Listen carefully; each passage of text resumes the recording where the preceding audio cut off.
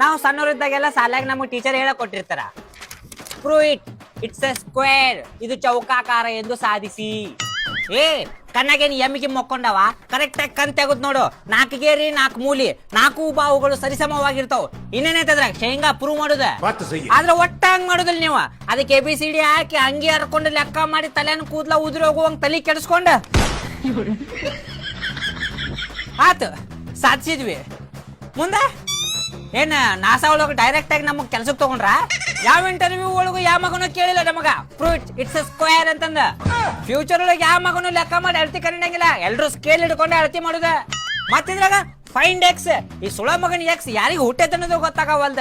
ಯಾವಾಗ ಬೇಕಾವಾಗ ಎಲ್ಲಂದ್ರ ಅಲ್ಲಿ ಬರೀ ಕಳ್ಕೊಳ್ಳೋದ್ರಾಗ ಇರುತ್ತ. ಇದನ್ನ ನಾವು ಯಾಕೆ ಹುಡುಕೋಣ? ಕಳೆದೈತಿ ಅಂದ್ಮೇಲೆ ಪಡ್ಕೊಳ್ಳೋದು ಯಾಕ? ಇಲ್ಲಿ ನಮ್ಮನ್ನ ಬಿಟ್ಟು ಹೋಗಿದ್ರೆ ಎಕ್ಸ್ ಬಗ್ಗೆ ತಲೆ ಕೆಡಿಸ್ಕೊಳತಿಲ್ಲ ನಾವು. ಇನ್ನು ಈ ಎಕ್ಸ್ ಕಿಮ್ಮ ಹಾಕಿ ಹಾಕ